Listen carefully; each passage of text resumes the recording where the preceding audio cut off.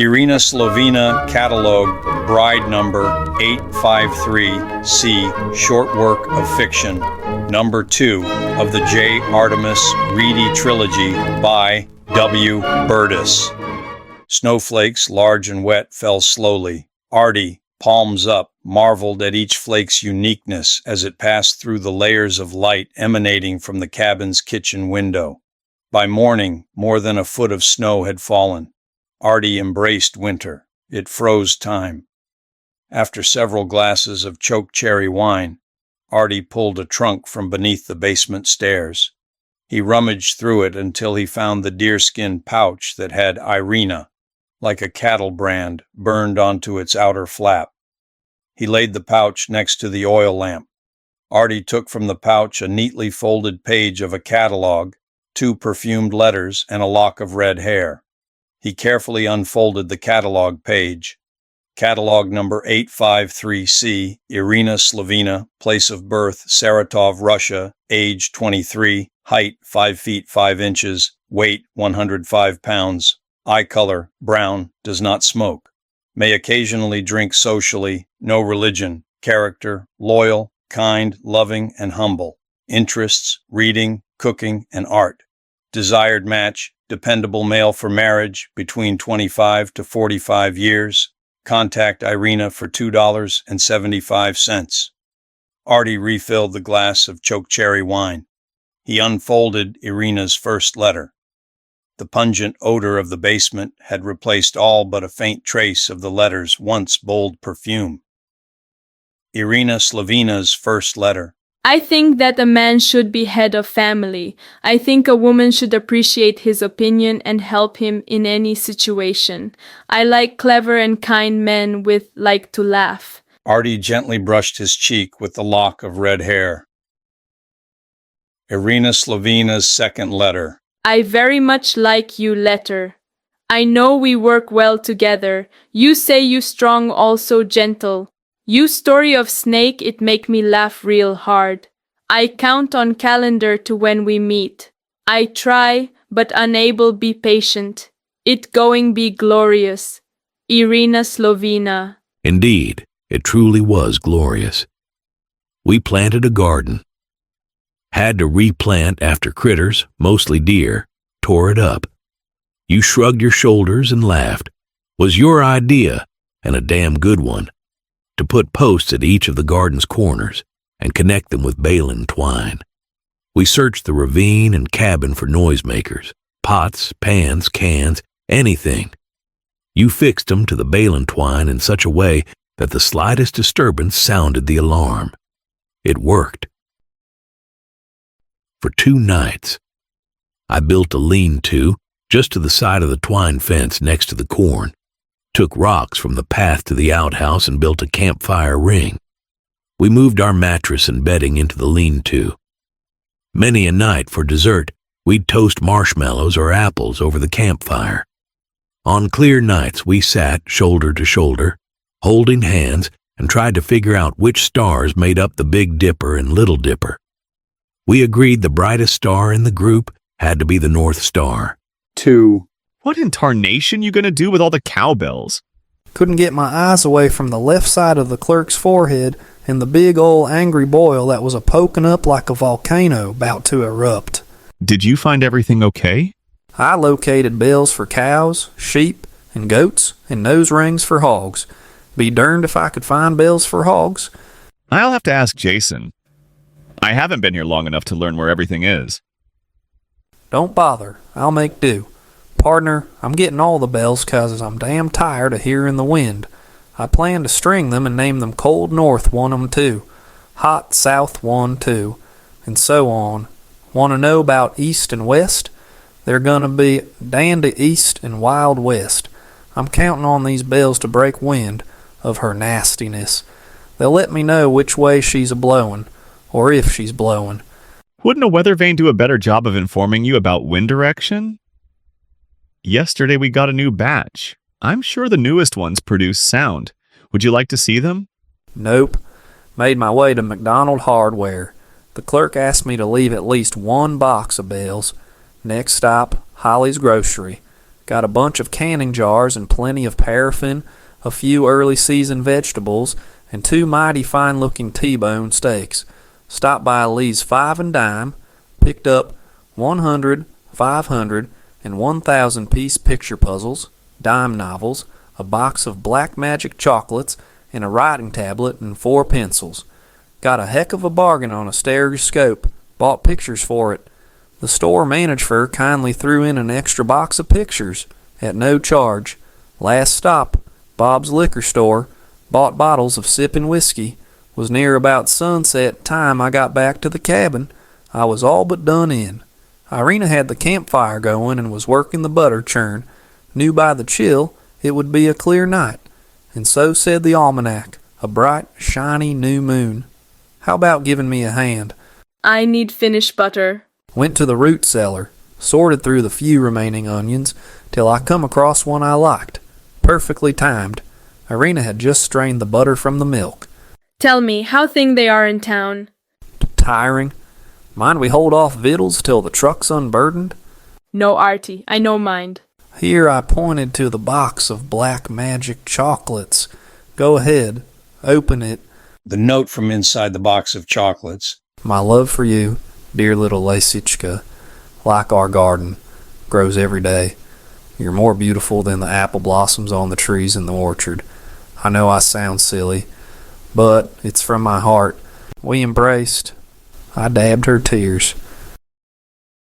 Tomorrow, reckon we can replace the pots, pans, and junk hanging from the twine with bells.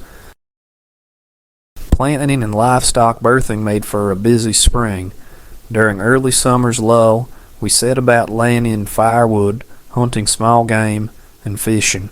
Showed Irena how to find just the right stick for fishing and how to whittle and notch it so as to fix it with fishing line and hook. Taught her how to make a forked stick to hang the caught fish on. Pointed out the best rocks and logs to look under to get angleworms.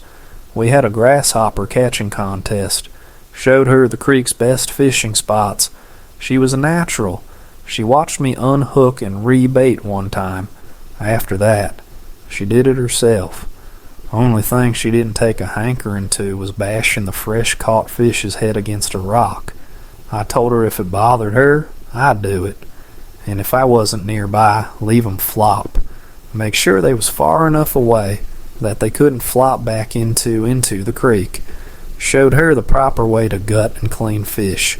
We caught mostly rainbow and German brown trout and a few brook trout.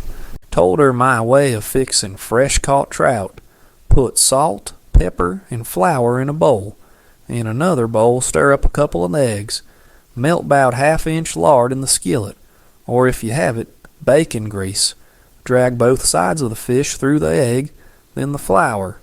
Pop 'em into the skillet and fry 'em till golden brown. Taught her ways to preserve food. Irena was an eager and quick learner. Her schooling and such got started by accident. There was some wild choke cherry bushes that the bears hadn't yet got to. They was near about where I was fixin' to put out rabbit traps. Filled my Stetson hat full to the brim with choke cherries. I ain't got all that big a head, but I got a dern big hat.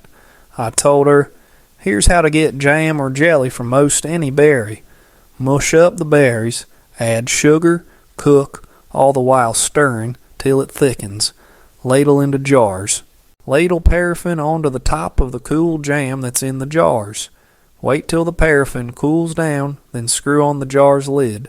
To make jelly, strain mushed up fruit through cheesecloth, add some pectin to the juice, cook the way you did for making jam. Closer to end of summer it got, the busier we got. Soon after the first frost we set about digging up stores for the root cellar. Potatoes, turnips, parsnips, onions, carrots, beets, and the like. Shelved jars of canned and pickled in the basement. I bagged a white-tailed deer, an elk, and an antelope, hanged 'em in the orchard, butchered a hog. Irena said I could do whatever I want, but she weren't going to have nothing to do with pickling pig's feet or head cheese. The smoke shed's now full of cured, dried, and smoked meat. Redded crocks and barrels for making cider, vinegar, and kraut. Set about getting necessaries for brewing choke cherry and buffalo berry wine. Past several years fall, like a bull elk or buck deer made a lot of noise and kicked up a ruckus. In winter, like a doe or cow elk in estrus would not be denied. This year, Winter, an angry she-devil, stormed in from the north, bringing snowdrifts as high as the cabin's windowsills and temperatures of 20 below zero. Irena, she never once complained. She told me, Saratov, where I grow up, it be cold. There it feel worse cold, because it, how you say, have much wetness in air.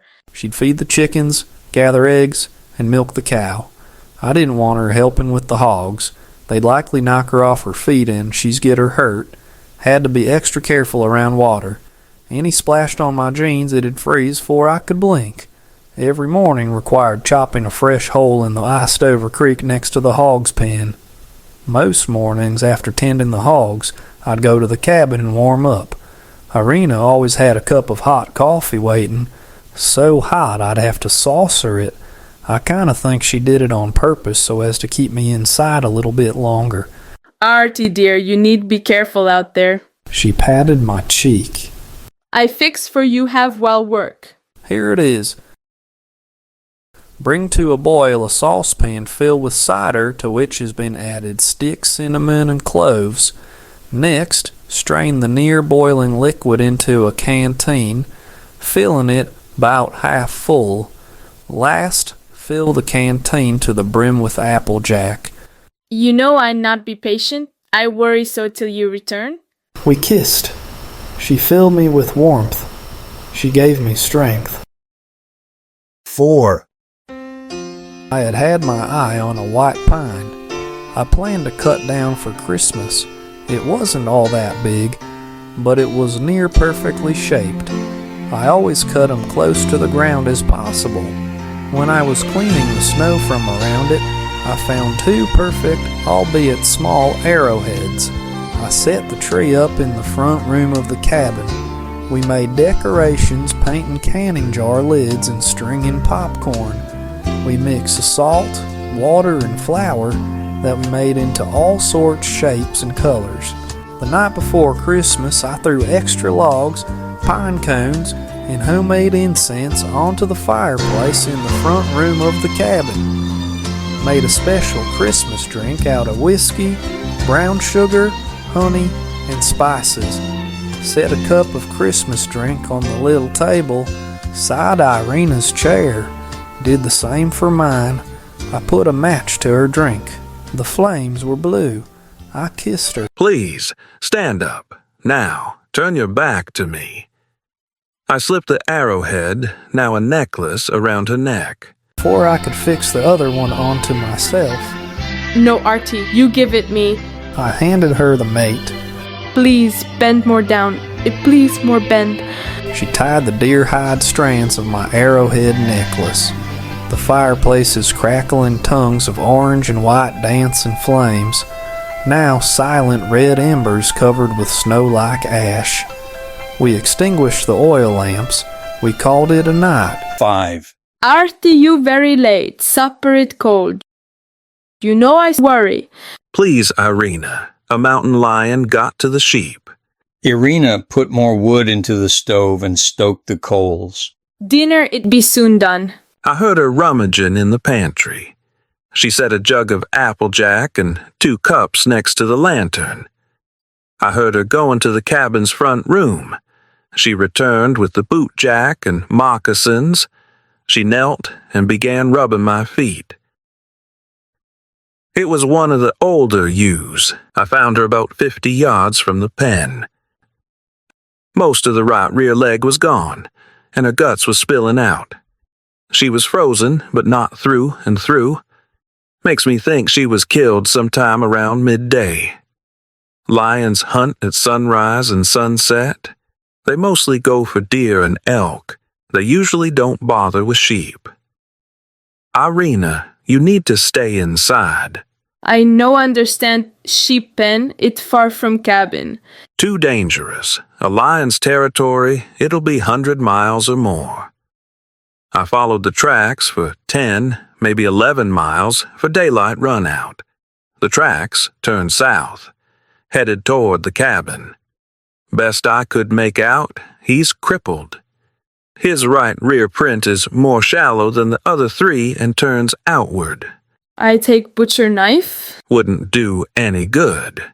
When they're not stalking and ambushing, they're what we call opportunistic. He'd lay and wait, then he'd pounce. You wouldn't have a chance. Lions, they go for the neck. You'd be a quick kill. I get you dinner. Thank you. Humph, думаю, ты говоришь чушь. I think you tell bullshit. No more talk. It's for your own good. What about you? He gets you as much me. I know lions, their habits and traits. I'm now the predator. I'm after him. I've taken away opportunity. No, Arty, no. She stomped her foot. Don't shout. You no understand? I feel chickens and cow, they all I have. What do you mean? Chickens and cow, they're all you have. You gone. I feel I lose you. You work, work, work. You eat, sleep, work. I want mate, I want share. Please, Irena. Arty, I want you send me back Saratov. I want be with people. I want go theater, concerts, opera, nochnoi klub, tanец, nightclubs, dance, sing. He listened to her muffled sobs. Dinner burned. 3 cups of Applejack, the third cup of which Arty mixed half Applejack with half whiskey. He stepped outside. The moonlight and aurora borealis cast the remnants of the lean-to in an eerie light. He wasn't positive, but thought he recognized the North Star. Irena, open the door. The muffled sobs continued. We need to talk. Arty banged his fist against the door, then kicked it. I'll break the goddamn thing down. Listen, Irena, if I didn't love you, you could do whatever the hell you wanted. Now, open the damn door. I'm sorry, Irena. I promise I'll do better. I want us to be the way we were this summer. You promise, Arty? You promise your word be true? Yes. We made love. We savored the rarely achieved synergistic tranquility of two spirits becoming one. Get dressed and bundle up. I want to show you something. Arty stopped by the stove. He grabbed a few pieces of kindling and an armload of firewood. He dragged a log from the lean-to and positioned it in front of the now blazing fire. What you want, show? This. He took from inside his coat pocket the farmer's almanac, a writing tablet and pencil. He handed Irena the almanac. Hold it for me. After sharpening the pencil to the desired point, Arty peppered the first page of the writing tablet with multiple specks. Right over there's where the sun sets on the horizon. Now, look a little further to the right. See that bright star? That's the North Star. The Big Dipper. It looks like a square ladle. During the year, it rotates counterclockwise around the North Star. In the fall, it's low in the horizon, and looks like it could be carrying something. It is now winter, and the Big Dipper is tipping upward. These circles show where it is now and how it looks. In the spring, it will be high on the horizon and completely upside down. It's pouring spring rain. Do you see it? I think maybe, yes. The stars of the Little Dipper aren't as bright. The easiest way to remember where the Little Dipper is, it's always going to be opposite the Big Dipper. The smaller circles are the Little Dipper. I put my arm around her. She accurately pointed out both the Big Dipper and Little Dipper. 6. 2 weeks and a blizzard had passed since crippled Lion's attack. Arty and Irena returned to their daily routines. Arty developed a habit of saving until he was about 30 minutes from finishing work, drinking the rest of the canteen's cider applejack mix. It gave him a boost of energy and assured his being in a good mood when he returned to the cabin. Lesichka, where's my little Lesichka? Arty put more wood into the kitchen stove. He then rekindled the fire in the living room's fireplace. Lesichka, where are you? I be out soon. Her voice toneless and empty. Arty poured himself a half of a glass of whiskey. The kitchen sink was full of dishes from last night's dinner and egg yolk streaked plates from this morning's breakfast. Irena came into the kitchen. She wore her frock coat over her nightgown. I know you no like eat alone. I come be with you. Where's dinner? On stove. No, Irena. That venison stew is pig slop. I won't eat the same crap 5 nights in a row. I go bed now. Did you feed the chickens? Milk the cow? Do anything? I go bed now. After doing Irena's chores, Arty fixed his dinner, antelope steak and scrambled eggs. He refilled his glass with whiskey. He sat, his forehead cradled in his hands. He finished the whiskey, accepting the burn in his throat that would lead to a glowing warmth. He rested his head on his folded arms. He fell asleep. Arty decided to leave Irena be and to do her chores. He set the pail of freshly milked cow's milk and the eggs he had gathered on the counter beside the sink. After slopping the hogs, he began his rounds. As he approached the sheep's pen, sentry crows and magpies issued their distinct warning calls, alerting the others of Arty's presence. The birds noisily abandoned their carrion feast. Near the back of the sheep's pen, he saw drag marks and frozen blood, then the tracks. They were those of crippled lion. He studied the carcass of the ewe. Most of the left rear leg and her innards had been eaten. Arty followed the lion's prints and sign to the mouth of a canyon. Any attempt to continue would have made Arty easy prey for the lion. The sun was setting on the horizon when he made it back to the sheep's pen. As he rounded the curve adjacent to Little Erin Creek, the pickup's headlights captured the fiery yellow eyes of a mountain lion. His shadowy silhouette was guarding something. Arty stopped the truck, killed the engine, and grabbed his rifle. He cracked open the door. He rested his elbow on the door's armrest and braced the rifle against the partially open door. He reached back and switched on the dome light. The lion continued to stare at the headlights. In a single swift motion, he sighted between the lion's eyes and pulled the trigger. The lion's shadowy silhouette collapsed onto whatever it had been guarding. The pickup's headlights brought into view the lion, shot between the eyes, laying on top of the mauled body of Irena, his head in a pool of blood on the fur collar of her frock coat. His glazed left eye stared at her arrowhead necklace. Arty entered a dreamlike state. Arty, you very late. Supper it cold. He couldn't speak. He tried. His voice was frozen. He moaned.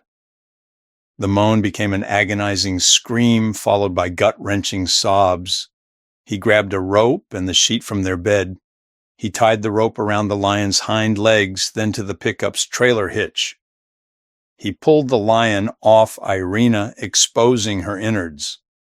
Unable to push them back into the abdominal cavity, he rolled her face down onto the bed's sheet. He carried the body down the stairs to the basement.